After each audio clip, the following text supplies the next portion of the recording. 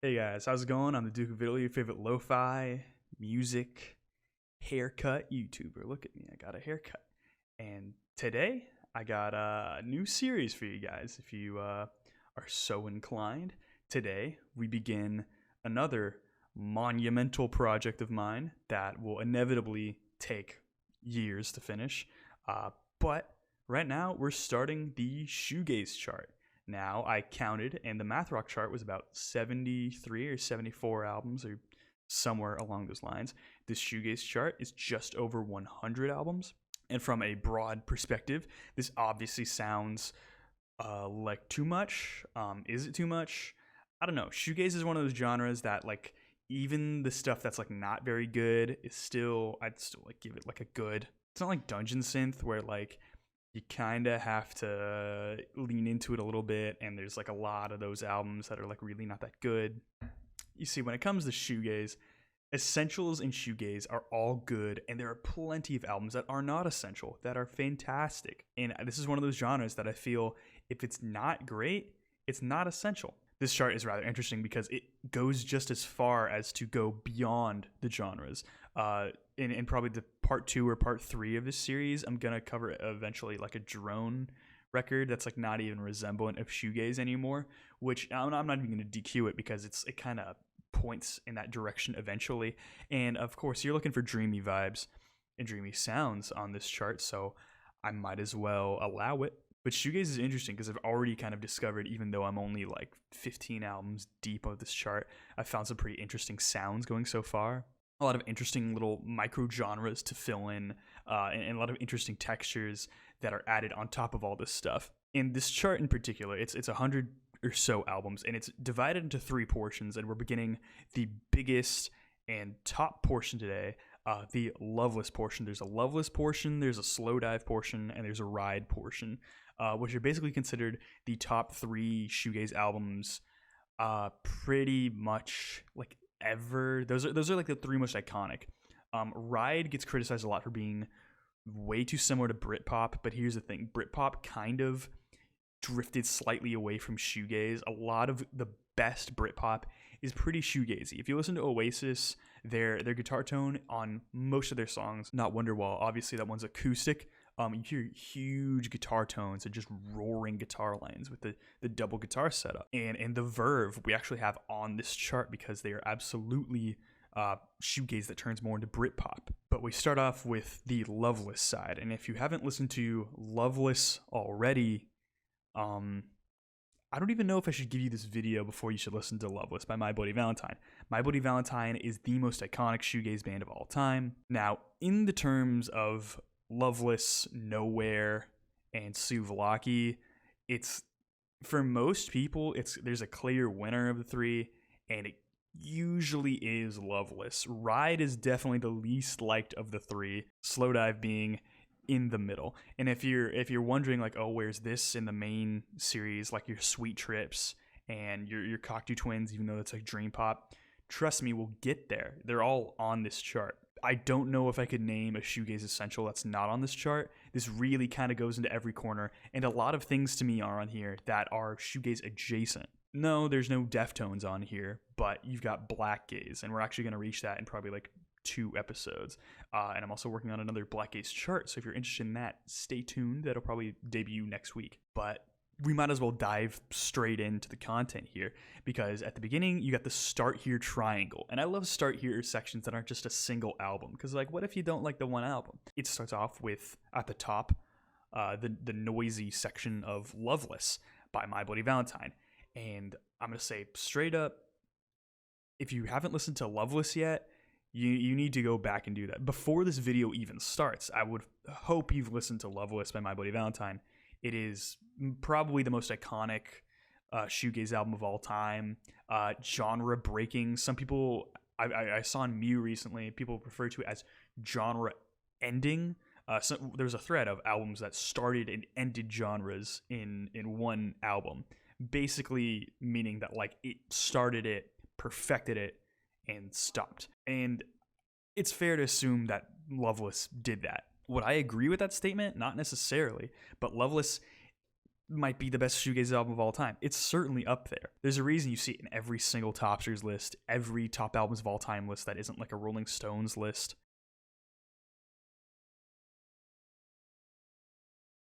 There's a reason like people have been like waiting for every re-release of Loveless that there is, where Kevin Shields says he's going to change like one little feature or do it analog or something that doesn't really change it at all.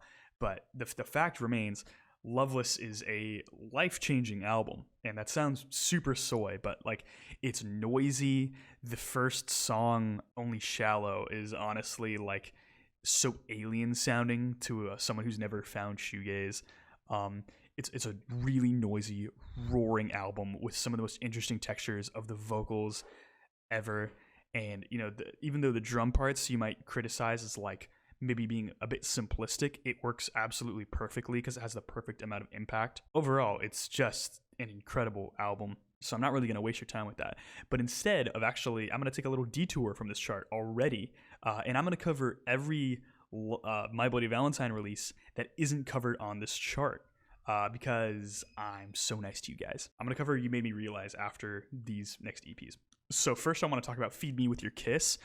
This EP is great. It's very sludgy, very rock-oriented. This is their first EP after You Made Me Realize, and it really feels like they're trying to take a similar idea, but they go in a different direction, and I think it works very successfully. Is it as good as You Made Me Realize?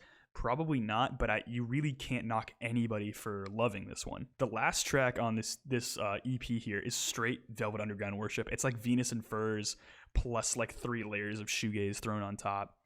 And I think it's just a wonderful little EP. And for the next 2 EPs, Glider and Tremolo, both of them have a song off of Loveless on it that kind of fits the sort of direction they go to. First, we're going to talk about Glider. Glider is the most eclectic EP probably of My Bloody Valentine's whole career, as the variation of the songs here is similar to that of Feed Me With Your Kiss, with the more shoegazy route taken of the albums that My Bloody Valentine has actually released. And it's all beautiful. Glider is literally just a 3-minute long instrumental, and it sounds fantastic. And of course, there's the Tremolo EP. Tremolo is probably the heaviest of the My Bloody Valentine EPs, even though Feed Me With Your Kiss sounds, honestly, like 2 steps away from sludge metal with the amount of depth and like growling, crushing tone of all the instruments there. And Tremolo is kind of like a continuation of Loveless. It really feels like after you finish Loveless, it goes further beyond that into some different songs. And it's also pretty eclectic. Shockingly enough, it's an otherworldly sound. I think the song Swallow is maybe the dreamiest thing that My Bloody Valentine has made thus far. And the song Honey Power is buzzing and loud as all hell.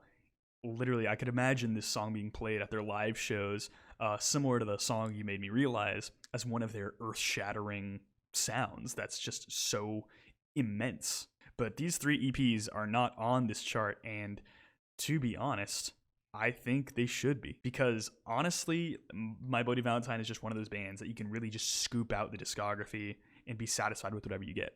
And of course, there's the EP compilation that My Bloody Valentine has that has some extra songs, such as the 10-minute version of the track Glider. Some people love that, some people don't.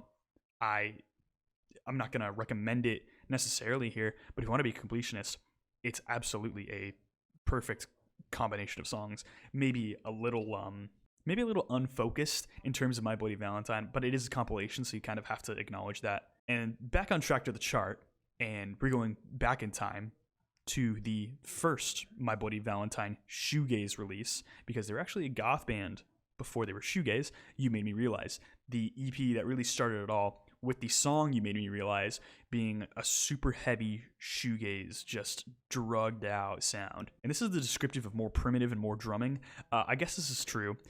One of the main characteristics of this whole release here is that the bass tone is way more prevalent and it's way less distorted. It's got a little tiny bit of post-punk in there. And this is groovy. This is a pretty groovy release. When they mean more drumming, there is more eclectic drumming here. You know, you got drum fills, some little bits of soloing here and there. The noisy guitar tone is just as weird as Loveless, but at the same time, it's more subdued.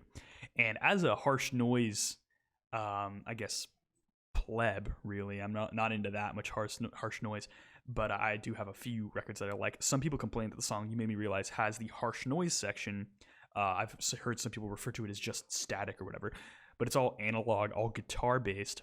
And when it reaches that, it's really pretty. And if you think of the sort of like memed out term of beautiful noise, you really can't give it more of an iconic moment. The closer on this release here is Noisy, and it's just awesome. And basically, this might be My Bloody Valentine's best EP. It's certainly up there. I think they're all worth checking out, but this one's great, of course.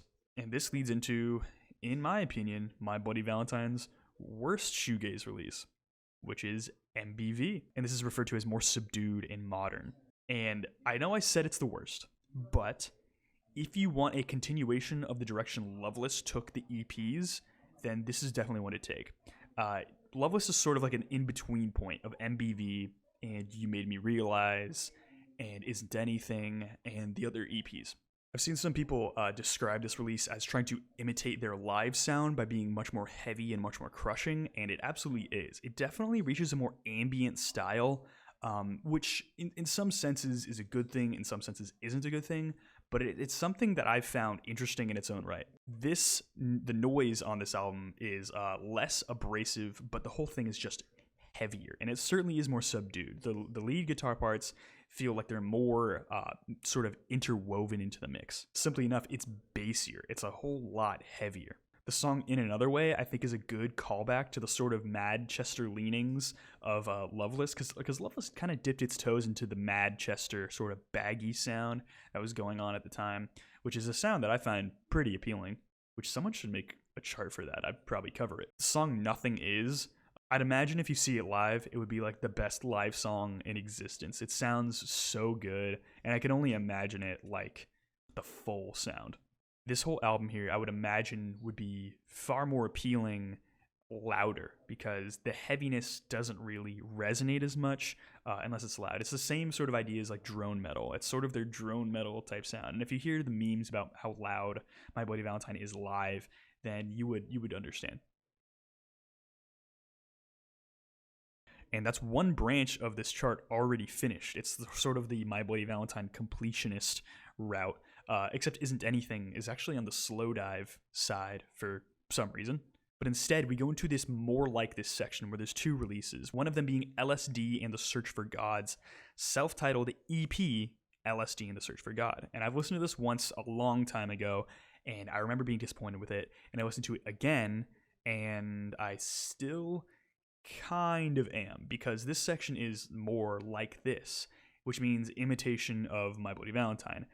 And it is imitation of My Bloody Valentine. It's just, when you compare yourself to Loveless, it's really hard to be even close to as good as it. And that's why Slow Dive, Cocteau Twins, Sweet Trip, M83, you name it, are all kind of more highly regarded than bands like LSD and the Search for God, because they branch out. There's no point in copying Loveless. It's been done, and you can't really even touch it.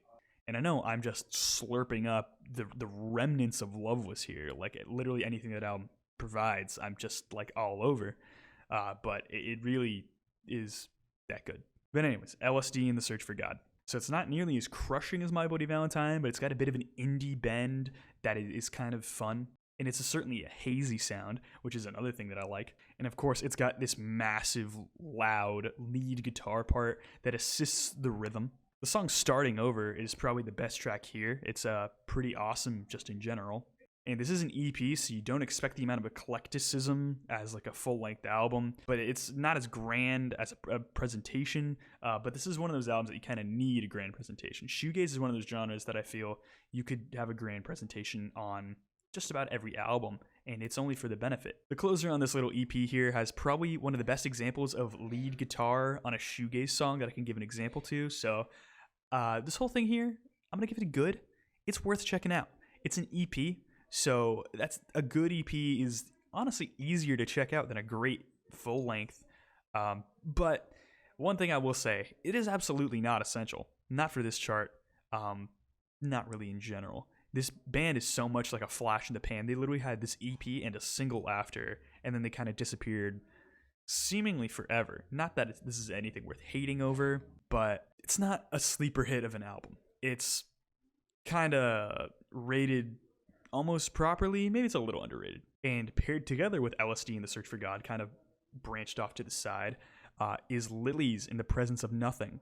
And this is another Loveless worship album, except this one's a full length. The laid back moments on this album are pretty nice, as it does add a more different sound than Loveless would provide, essentially. And I know Loveless like really reaches every texture you could pretty much imagine, but I mean like different tones entirely, like way less distorted, and maybe adding like chorus or something like that, or delay. It uses a whole lot of delay on these laid back parts, and it is dreamier than Loveless, I would say. And there's even like a tiny bit of drone here and there, and the bass tone here is really resonant, which is something it's something different from Loveless, which is a good change of pace, I guess. Unfortunately, this album isn't as unique as your Lovelesses or any of the My Bloody Valentine releases, and I can't wait to start talking about some great albums here, so I can stop talking about Loveless as much. But this one is still good. It sounds great.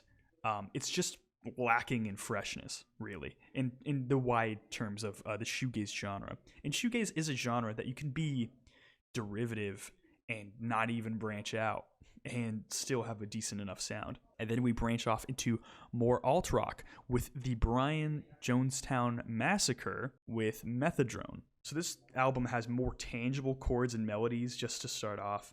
And yeah, you're going to get more MBV comparison because you have both male and female vocals. But the sound is separated enough where you can have some distinctions finally. This is less rhythmic and noisy overall, but it leans more into the psychedelic aspect with more guitar solos. And there's some cool rock and roll style 2-chord builds here that I'm all over, real Velvet Underground worship. The vocals are very British, so if you don't like that, well, I kind of agree. But, it works enough here. It is a part of the whole scene. It works with the aesthetic. The song Hyperventilation is straight up post-rock, and it sounds awesome. And the last 3 or 4 songs on this album really crank the noise, so if you've been missing that, it does kind of bring it back for you.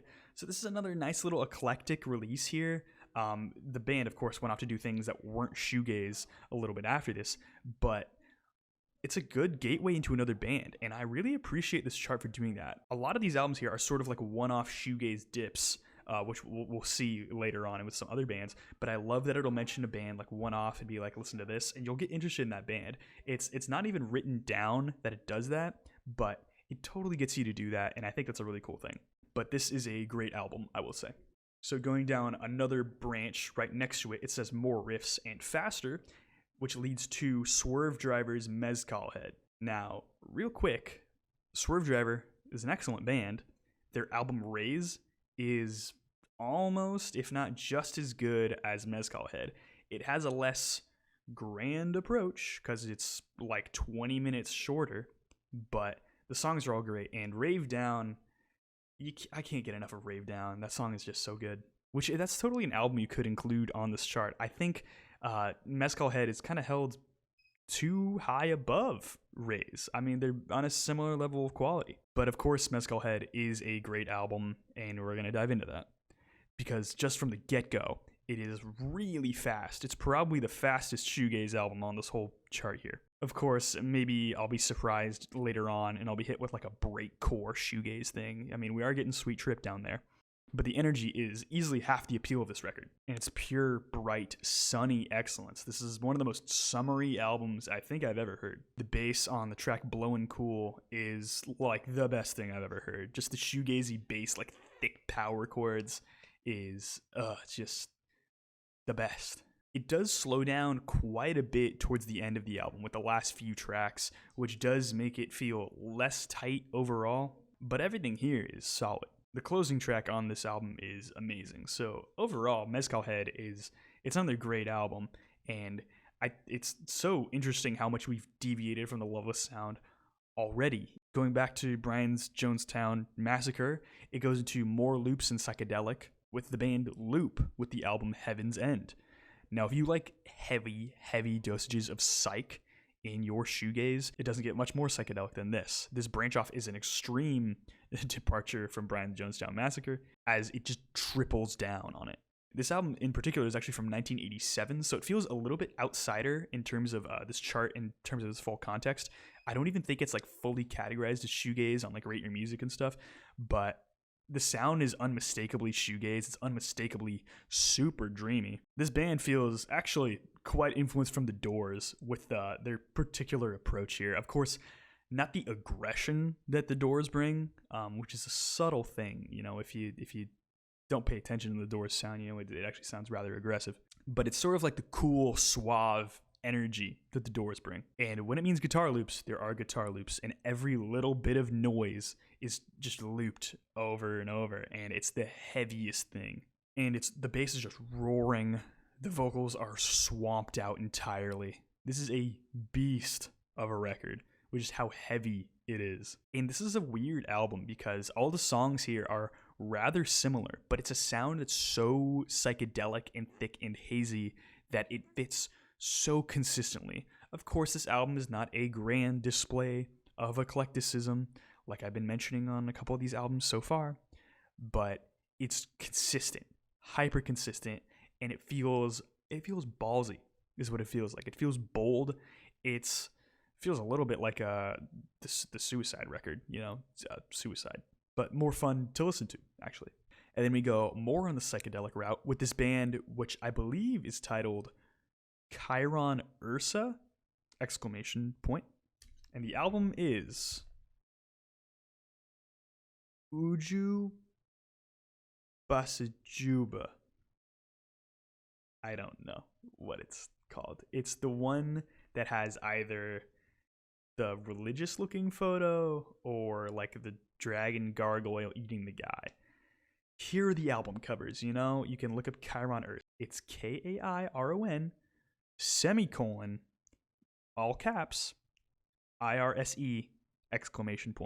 And when this is more psychedelic, it is certainly more psychedelic, but it also has a bit of a post-rock edge and a good krautrock dosage, little tiny bit of prog. And don't let this make it sound like weird. This isn't like a nerd album, but you can totally tell it was like made by nerds, but like it's cool. Like King Gizzard, kind of. Except that album's like definitely made for nerds. Except that whole band is like for nerds by nerds. But like, okay, let me explain. So Chiron Ursa, this random band from like the middle of nowhere in some European country that I don't even know, makes like this heavy krautrock influenced psych music. All these songs are like 10 minutes long, super shoegazy, but there are a lot of moments of like quiet where it's just drums, but it's so energizing. It's probably like explosions in the sky, or like God is an astronaut is like a better sort of like comparison here. Like if you just want driving energy that just pulsates and pulsates and pulsates, you're getting it here. This is highly effective in terms of an album, and it breaks more and more barriers once it reaches the track Amsterdam. And this is jammy space rock style stuff, and it sounds phenomenal. And the shoegaze distortion just thrown on top, it doesn't even pull away from like the progressive-ish playing. It's genuinely nuts. It's genuinely amazing. This is probably like top 3, top 5 releases I've talked about so far here. I know I talked about all the My Bloody Valentine EPs, but you know, this is honestly just under the Lovelesses. This is like just under all those like fantastic iconic releases, and I think it should be up there. It's a very underrated album. This is easily a great. And the last release for today is another EP or single for some reason, and this one's hard to find. I almost DQ'd it because I only found one of these 3 tracks online. This is the band Ride with their EP Coming Up for Air. Now, this was a sort of like studio session recording. Even calling it an EP is like kind of bizarre. You can buy a physical copy of this online, but the first 2 rehearsal tracks, which equal about 5 minutes of this EP, I can't find anywhere. I genuinely can't find anywhere. But I'm not going to disqualify this because the 3rd track just so happens to be a half-hour long, so you really don't have to like see the other tracks, to be honest. I found it on YouTube, and it sounds still pretty good on YouTube, so you guys can find it there if you want. And I know it's kind of weird to see Ride on this section of the chart. You're like, why aren't they on their own Britpop section? Because this thing is the logical conclusion to psychedelic shoegaze music with this heavy dose of like adrenaline and like this krautrock bend. And this has like heart bursting levels of energy all the way through. It's just driving and driving and driving. It only turns down for like not even 2 minutes just for the drums to just be pulsating and pummeling more forward and forward and forward. If you've ever done like a half-hour bit jam with like your band and you wish you had like a good recording, Ride got it perfectly here. And it's one of their heaviest releases that I've heard so far, and it sounds just phenomenal. In terms of essential albums here, I would not call it essential, but you know, this is a branched out point of the album here. This is an end point of its own branch. So it's sort of like a deep cut. And in terms of deep cuts, I don't think I could find a better band's deep cut. Like this is like bootleg territory. This is like essentialist live recording territory. Like this is one of the most interesting things probably on this whole chart so far, and we're just getting started. So great. Kind of obviously. And this is a phenomenal start to this chart so far. Honestly, the consistency is great. I mean, a little bit of hiccup with those first two releases past Loveless, and I think it kind of missed an opportunity without adding the other My Bloody Valentine EPs, but they're all good. Everything here is a good or better, and the great albums are truly magnificent, but a lot of these are worth checking out. And I hope you guys enjoyed this start to this new chart today. Next time we'll just get right into it with the sort of the more space rock leaning stuff, but this is so amazing so far. A lot of good stuff. Hope you guys are enjoying this so far, but it's about time for me to wrap up. So if you like this video, if you like these recommendations, tell me what you think about them in the comments down below, because I'm very excited about them myself. Go ahead and like and subscribe if you like what you see and you want to see some more. Comments, questions, and concerns down below. I would very much appreciate. Social media in the description if you want to give me a follow, and the Discord page is down below. I linked one of these albums on the Discord page, but not the rest of them. But I'll probably link them at some point. But that's about it. Hope you guys are doing well. Have a good day.